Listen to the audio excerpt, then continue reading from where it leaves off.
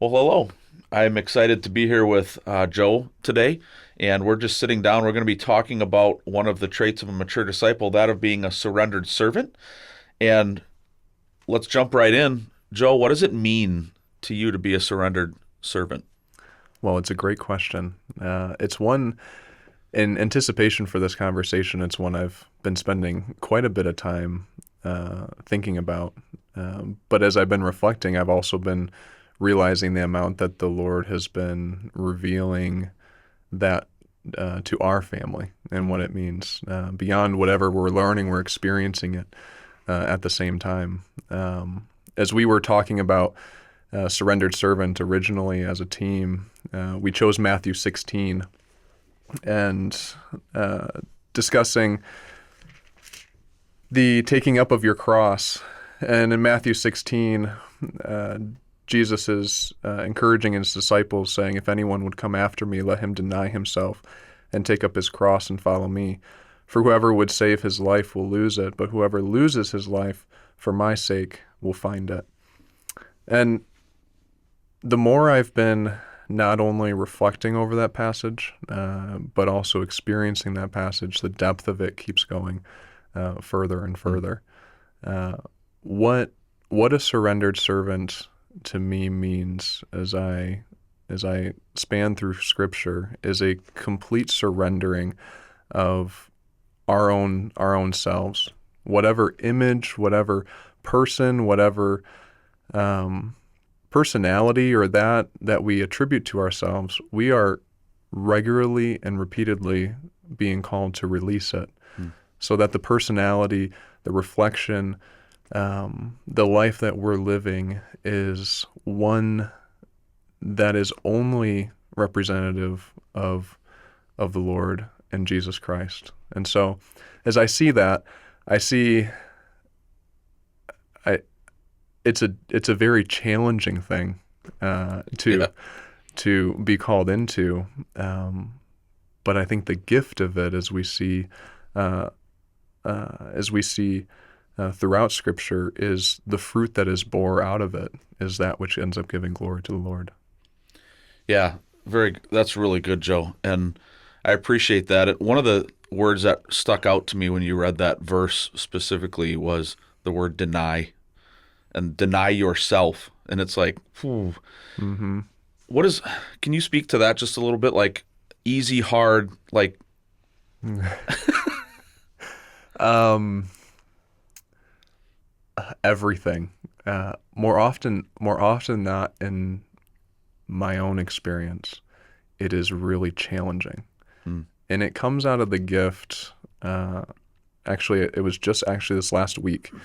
I was reading through Hebrews 11 and 12, and we walked through the faith and those who walked by faith. And then as we enter into Hebrews 12, there begins the conversation of the gift of the Lord's discipline. And it may be difficult to, in many ways, relate what a gift that is. Um, but his love shown through that gift, that he considers us his children in such a way that he would not allow us to go into places he wouldn't want us to be, hmm, um, I think is a significant portion represented in his character. And through that discipline, um, oftentimes that's the portion that invites us to deny. Now, I believe, is the discipline always going to be the source that keeps us denying ourselves? In many ways, I see it as we would like our children. There's a maturity that's growing as we're talking about the mature disciple. And eventually, the hope would be that that denial of self becomes an absorbing of the person and of Christ over our own selves, to where the discipline doesn't necessarily have to be as frequent. sure. Um, but early on, as we're maturing and discovering those ways to surrender our lives to Christ, that discipline is such a gift. Um, and it's discipline different than that of of shame and guilt cast on us. It's one that restores us to peace. And that's been the most significant aspect to discovering the denial of self at the gain of peace, at the expense of turmoil. And so there's those portions that are so humbling that when drawn into that place, going deep into our lives, and I have plenty of examples of that, but going deep into our lives and finding that restoration in Him, to say as He draws us to Himself, He promises us His peace. Yeah, that's good. And it makes me think too. I mean, that's a little countercultural. That discipline is good. We don't like to be disciplined, but it's necessary. One of the things that I was thinking of as you were talking about that is just the idea of being versus doing. Yeah. And I think so oftentimes, especially when we think of the word servant, especially when we think of service, a lot of times what we think of is, I'm going to do this. I have a checklist. I can do this and that and the other thing. Could you speak a little bit into that? Like, this is who we are to be, not necessarily what we are to do, even though there's doing involved. So Yes. Can you speak to that a little bit? Yeah, I think there's a couple of those challenging passages throughout Scripture. Oftentimes we jump to the book of James, and he's challenging us in not only our beliefs, but in our actions. Most recently, as I was listening through the Scriptures, I came across 1 John. And in 1 John chapter 2, verse 4, we're being encouraged here. He says, "Whoever says, 'I know him,' but does not keep his commandments is a liar, and the truth is not in him. But whoever keeps his word, in him truly the love of God is perfected. By this we know that we are in him, and whoever says he abides in him ought to walk in the same way in which he walked." And so that invitation for us is that our knowledge is transforming exactly who we are. As we're being made into a new creation,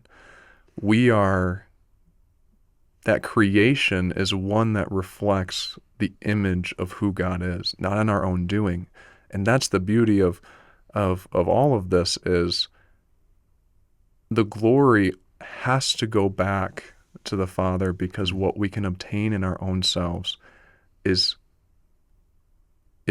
unattainable to reach these points. And yet we're encouraged to say, keep it not just in the mind. Don't simply just reflect and pray over this and capture it. He's promising us new life. And so that aspect of being is so important, because this is a being that goes beyond a display. This is going to take a little bit of a side trail, but I was listening to a pastor talking about how he speaks and preaches, and the interviewer was saying, "Well, don't you get nervous before you get up on stage about these things?" And he said, "If I'm performing, I'm going to be nervous. Sure. But if I am serving, and then no nerve should be in me, because what I'm doing is I am listening to the obedience of the Father." And so that performance to actually being is one that's really convicting, and it's one that's been convicting us even within recent days. Yeah. So that's good. I also remember you were talking about how Jesus walked, and made me think of the passage in Philippians 2 where it talks about how he humbled himself and became a man. And I mean, he demonstrates what it is to be a surrendered servant. And when I think about that idea, can you recall a time when God led you to trust him more as a surrendered servant? And would you be willing to share that with us? I can. All right, so we'll just get real, because that's what we are. Absolutely. So a lot of what the Lord I'm using these terms, discipline and being and walking and peace and restoring, and just recently, even within our own family, what the Lord has been drawing to us is an increasing call to dependence on Him. Hmm. And we can say, great, jump into dependence, or be dependent on me. What I had discovered as I've just been praying, is some of that dependence has been finding reconciliation from things in our pasts that we left open before Him. And there wasn't true healing or forgiveness that we had been experiencing, drawing us to peace in a variety of different areas. This could have gone back into our childhoods even. Oh. So as we're coming to those realizations, and we're coming before the Lord saying, Lord, I'm giving you myself. I need to release these things. He's asked us to reorganize the way that we manage our household, and just the rhythm we're living in, to preserve. One of the big things He brought to me was there was a challenging portion in my own life where just recently I kind of took myself into an aspiration of finding healing spiritually or whatever from wounds, you could say, that may have happened in the past. As I was doing that, what I had eventually was called to realize was that I was becoming more self-absorbing. And the Father had to stop me. And He said, your pursuits are on your own. You are not depending yourself upon me within the invitations or the pursuits that you're taking. And so therefore it isn't holy. And one of those aspects was drawing that awareness to even leaving my own family spiritually vulnerable, and not leading them in the way that is inviting them to be watched over and cared for and protected as the shepherd of our home. Yeah. And so those are some of those. And I think where the Lord really brought that into a physical representation is actually when you were preaching. You were preaching through Daniel in the lion's den. And Daniel's habit of prayer. And his habit of prayer was one that bowed before the Lord 3 times a day and drew it to there. As you're preaching, the Lord's telling me, He said, you have not bowed your knee to me in your heart. You need to begin bowing your knee to me physically in prayer to represent the heart change that is happening. And so now He's inviting us to have to take that same posture of saying, Lord, may the inner working of my heart now be resembled by the outer expression of my physical being, as an obedience and testimony to you. Yeah, when you talk about that, my brain keeps going back to the word surrender. And when we think about the surrendered servant, I think sometimes we fixate, at least for me, I think about the servant aspect of it, and I think about service, and I think about serving and all of those things. And yet the most important aspect of this, I think, is what you've alluded to, is surrender, and that's hard. Like, it wasn't easy to go through those things, I can imagine. And it's a process, right? Like, look back.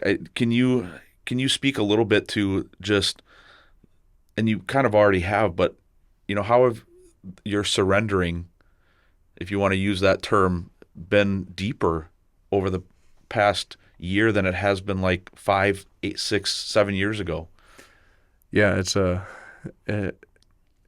an amazing reflection, and it's a humbling one. I think the surrender is drawing a place to continual dependency, and I keep coming back to that word because it's so significant. Is if I am not surrendered as a follower, then I am not releasing. I have to release my aspirations, my hope. I'm not saying that the Lord isn't speaking through those, Right. but oftentimes I can turn those to self, Yeah. and I can ignore maybe what He's calling me to say, well, maybe I should pursue this for a little bit more. I was just talking to Lauren this week, and what we've said is, as a result, we truly believe that we're being drawn to a place where, I told her, I felt like every facade or image or identity thing that I otherwise have been living in is now fractured to be replaced to Mm. a full dependency on the Lord, to say, I have no clue what tomorrow holds, but I am now living into the awareness of that invitation of, I know who holds tomorrow. And I would imagine, you can correct me if you think I'm wrong, that your wife, I mean, that would be joy to her ears to hear those things coming from you. Yeah, wow, that's awesome. How do you think, like, we have these four traits, Mm-hmm. how do you see the surrendered servant fitting into the trait, of the mature disciple as a whole? I really think surrendered servant is the invitation to become a follower of Jesus Christ. Mm. Because and I think of the four traits. So you have a truth-loving follower, you have a compassionate cultivator, you have one more that's slipping my mind, Intentional witness. intentional witness. You have these things that I believe for them to flourish, we first have to surrender.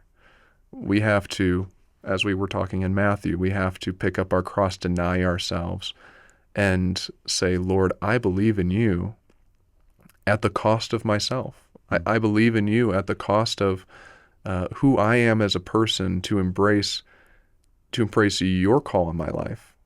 And so I see this kind of as a foundational component to the mature disciple, as it is the invitation for us to follow after him above all. Yeah, I mean, they all tie so well together. Mm-hmm. And thinking about truth loving follower, I mean, loving his word means you're going to understand at a deeper level what it means to be surrendered Mm-hmm. and to want to serve him. That's so good. Um, what are some ways that you're intentionally growing as a surrendered servant? You mentioned quite a few of them, and I could be wrong. It sounds like some of them aren't necessarily your choice. They don't feel like it. Yeah. Um, I think the key word there is growing into it. Uh, it's not to say that it's a brand new journey, but it's refreshed in its expression, and it's one that's I would say restoring that invitation as a follower. And so, what are some of those ways that we're doing that? Um, like I had said before, I had been spiritually neglecting the shepherding of my household in the way that I should be stepping into it. And so the Lord has called us into the practice of doing family worship together in mornings and evenings. And so keeping the word at the forefront of our rhythm. I was talking to a guy this morning as I was reflecting on it. I said, the interesting thing about this is, as we're being invited into, the Lord is inviting us into lasting change of rhythm and practice that's encouraging us to increasingly depend on him. And so just in that alone gives me a rhythm to be able to make sure that I'm stepping into it, but it also is inviting the rest of our family to be expecting and anticipating it as we draw and lead up to the anticipation of corporate worship on a Sunday Yeah. morning. Another one is back to the truth-loving follower. As a result of the means of surrender, he's drawing us to a much deeper commitment to leaning into his word. And so right now, all I'm really going through is scripture. I don't believe that I'm at a place where I can go beyond it or outside of it for other resourcing. I feel like my source has to remain here for the time. And just having that on repeat, I've been going through the epistles over and over and over again, and just listening to the instruction of Christian life living, personally and community, expressed throughout each of those. And it's been amazing, as we've been just identifying. There are certain passages that are prompting at the moment we need them.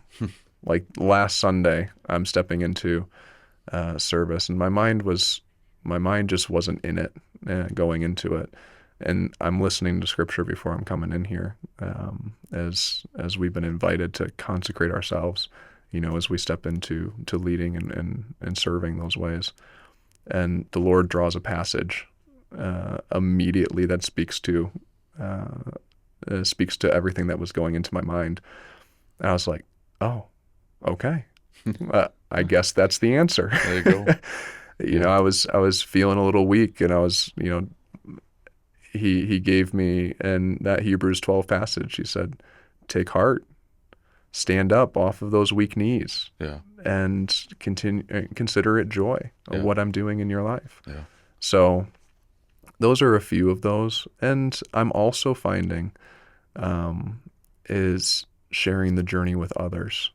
And for myself specifically, sharing that journey when you're stepping into church leadership, and too at a young age, you're learning how to manage it. And oftentimes you're like, well, can I be honest? Can I not? You're kind of looked to for questions or answers or whatever it is in any position. Doesn't matter age.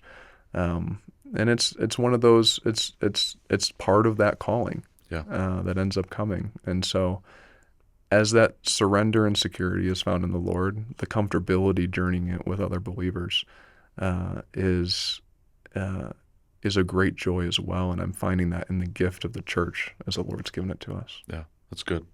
Thank you very much. I appreciate you chatting with us.